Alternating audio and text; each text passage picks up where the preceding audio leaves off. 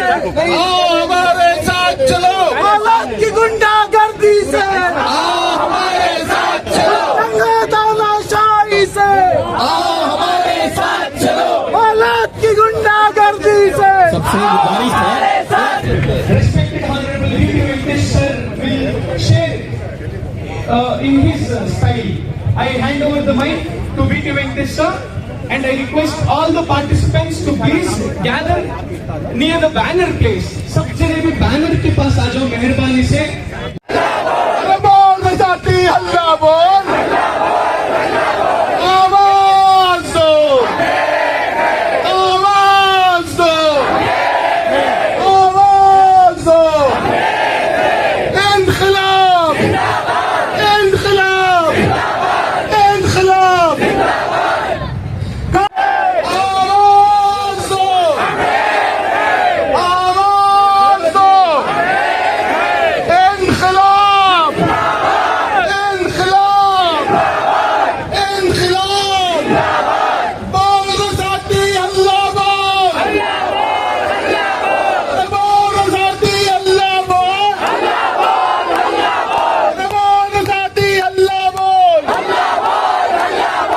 बोल जाती हल्ला बोल,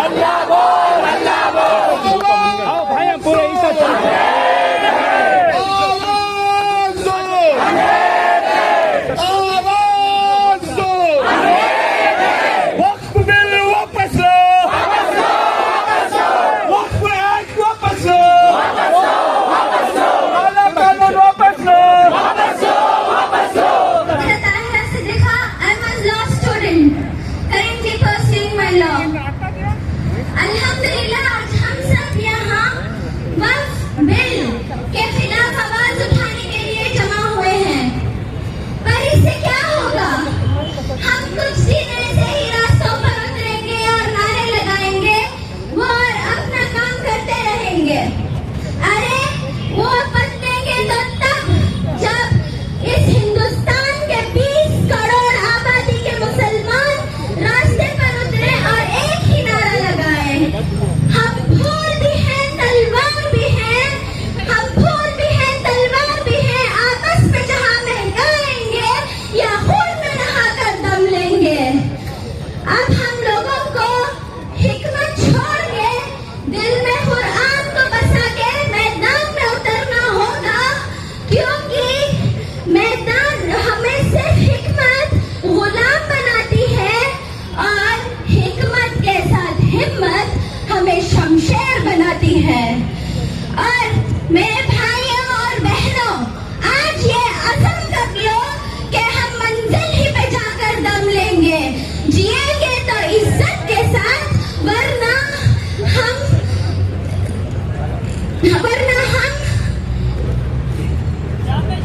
जामे शहादत पी लेंगे, जिएंगे। देखिए, सबसे बड़ी खुशी की बात है आज रोडों पर सड़क संसद के जरिए से जो वक्फ अमेंडमेंट एक्ट 2025 अनकॉन्स्टिट्यूशनल जो पास किया गया है, इसके खिलाफ we the people of India यानी सिटीजन्स ऑफ इंडिया हमारे बैनर को छोड़कर, हमारी आइडेंटिटी को छोड़कर हम सब मिलकर यहाँ बेंगलुरु के फ्रीडम पार्क में एक बहुत बड़े पैमाने पर एहतजाज हम दर्ज कर रहे हैं।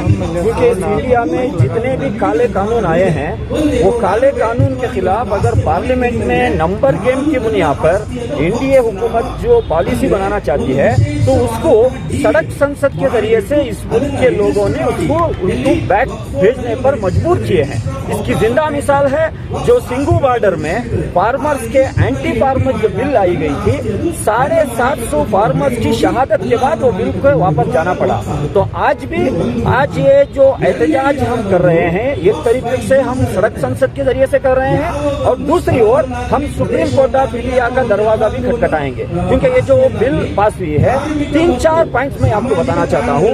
सबसे पहले तो ये जो वक्फ अमेंडमेंट बिल का आर्टिकल 3 बताता है कि अगर किसी को वक्फ करना है तो तो 5 साल प्रैक्टिसिंग मुस्लिम रहना है। तो मैं पूछना चाहता हूँ नरेंद्र मोदी, अमित शाह से, क्या आप मुसलमानों के घरों में सीसी कैमरा लगाकर ये देखेंगे क्या वो नमाज पढ़ रहा है, क्या तहज्जुद पढ़ रहा है, क्या रोजा रख रहा है? कैसे उनके आप ऑब्जर्वेशन करेंगे? ये कौन सा कानून है? और आर्टिकल 3 बार ये में कहना चाहता है, अगर कोई गवर्नमेंट और वक्फ की लैंड में डिस्प्यूट हो जाए तो डिस्ट्रिक्ट कलेक्टर जरिए का ऑफिसर को आप इसको डिसाइड करने के लिए, रिपोर्ट देने के लिए पेश करने की ये अमेंडमेंट ला रहे हैं। तो मुझे बताओ, आज तक जो डिस्ट्रिक्ट कलेक्ट्रेट को अपॉइंट करने वाला स्टेट गवर्नमेंट है, कोई एक डिस्ट्रिक्ट कलेक्टर स्टेट गवर्नमेंट के अगेंस्ट कोई वर्डिक्ट दे सकता है, कोई रिपोर्ट दे सकता है? यानी ये बिल्कुल अनकॉन्स्टिट्यूशनल है। और इसी के साथ ये सेक्शन 70 ये बताता है, अगर ये वक्फ बिल में अगर किसी को वक्फ की जायदाद को अगर इस्तेमाल करना है, तो इससे पहले क्या होता था, कोई भी अगर वक्फ करता था लैंड, तो वक्फ यूजर के जरिए से हमें बहुत सारी लैंड मिली है। तो पार्टी पुराना जो अमेंडमेंट, पुराना जो एक्ट है, उसका सेक्शन 40 को बिल्कुल निकाल दिया गया है। तो ऐसे बहुत सारे कॉन्स्टिट्यूशनल अगेंस्ट जो अमेंडमेंट ये लाए हैं। तो आर्टिकल 25, आर्टिकल 14, इस इंडिया का कोई भी मजहब का क्यों मानने वाला हो, उसके मजहब के इंस्टीट्यूशन को चलाने का, मजहब के इंस्टीट्यूशन को मैनेजमेंट करने का, उसके मजहब के तौर तरीके से उसके इदारों को चलाने का राइट समय देता है। बाबा साहेब अम्बेडकर का दिया हुआ संविधान के ऊपर यह हमला है। लिहाजा social democratic party of India सिर्फ अभी तक 1000 से ज्यादा एहतजाज भी दर्ज कर चुकी है। और हमारे नेशनल वाइस प्रेसिडेंट शफी साहब के नाम में कल ही हम सुप्रीम कोर्ट में रिट पिटीशन भी दायर किए हैं, वो भी सुनवाई होगी, वहां पर भी हम आर्ग्यूमेंट करेंगे और दोनों तरीके से इसको हम बिल्कुल इसको डस्टबिन में डालने के लिए मजबूर करेंगे। ಸಂಗತಿಗಳೇ, ಈ ವಕ್ಫ್ ಮಸೂದೆ ಏನ್ ಬಂದಿದೆ, ಇದರಿಂದ ಯಾರಿಗೂ ಸಹ ಅನುಕೂಲ ಆಗೋದಿಲ್ಲ. ಅವರು ಮುಸಲ್ಮಾನರಿಗೆ ಅನುಕೂಲ ಆಗುತ್ತೆ ಅಂತ ಹೇಳಿ ತಂದಿದ್ದಾರೆ. ಯಾವ ಮುಸಲ್ಮಾನರಿಗೂ ಇದರಿಂದ ಅನುಕೂಲ ಆಗಲ್ಲ. ಹಾಗಂತ ದೇಶದಲ್ಲಿ ಮಿಕ್ಕಿರೋ ಹಿಂದೂಗಳಿಗೂ, ಕ್ರಿಶ್ಚಿಯನ್ಗಳಿಗೂ, ಬುದ್ಧಿಸ್ಟ್ಗೂ ಯಾರಿಗೂ ಸಹ ಈ ಮಸೂದೆಯಿಂದ ಅನುಕೂಲ ಆಗೋದಿಲ್ಲ. ತುಂಬಾ ಮುಖ್ಯವಾಗಿ ಹೇಳ್ಬೇಕು ಅಂತ ಹೇಳಿದ್ರೆ, ಈ ಒಂದು ವಕ್ಫ್ ಅಮೆಂಡ್ಮೆಂಟ್ ಇಂದ ನಮ್ಮ ಆತಂಕ ಏನಂತ ಹೇಳಿದ್ರೆ, ಏನು ಅಯೋಧ್ಯೆಯಲ್ಲಿ ಆಯ್ತು, ಇದು ಪ್ರತಿಯೊಂದು ಹಳ್ಳಿಯಲ್ಲಿ, ಪ್ರತಿಯೊಂದು ನಗರದಲ್ಲಿ ಅದೇ ರೀತಿ ಗಲಭೆಗಳು ಸೃಷ್ಟಿ ಆಗ್ಬೋದು ಅಂತ. ಯಾಕೆ ಅಂತ ಹೇಳಿದ್ರೆ, ಮುಂಚೆ ಇದ್ದಿದ್ದ ವಕ್ಫ್ ಕಾಯ್ದೆನಲ್ಲಿ ವಕ್ಫ್ ಯೂಸರ್ ಅಂತಿತ್ತು. ಅಂದ್ರೆ ವಕ್ಫ್ ಅಂದ್ರೆ ಎಲ್ಲರಿಗೂ ಗೊತ್ತಿದೆ, ಯಾರೋ ಒಬ್ರು ಪ್ರೈವೇಟ್ ಇಂಡಿವಿಜುವಲ್ ಅವ್ರ ಆಸ್ತಿನ ಕೊಡ್ತಾರೆ ಪಬ್ಲಿಕ್ ಆಗಿ ಯೂಸ್ ಮಾಡ್ಲಿ ಅಂತ.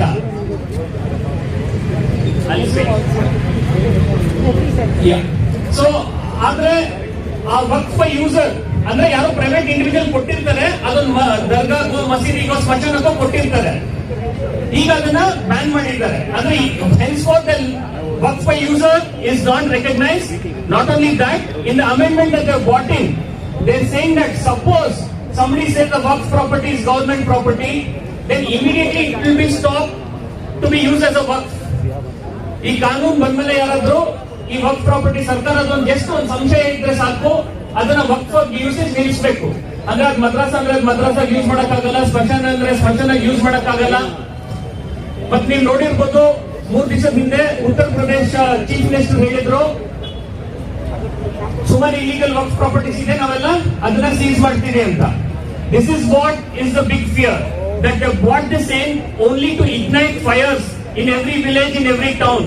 This is not to save waqf land, this is not to prevent any corruption, this is not for anything else, but so that there can be many fires which is lit all over. Most waqf properties are not documented. They are given 6 months time to document. 6 months is not enough. Some of those are 200-300 years old. The documents might be in different languages. 6 ತಿಂಗಳಲ್ಲೆಲ್ಲ document ಮಾಡಬೇಕು ಅಂದ್ರೆ ಆಗೋದಿಲ್ಲ.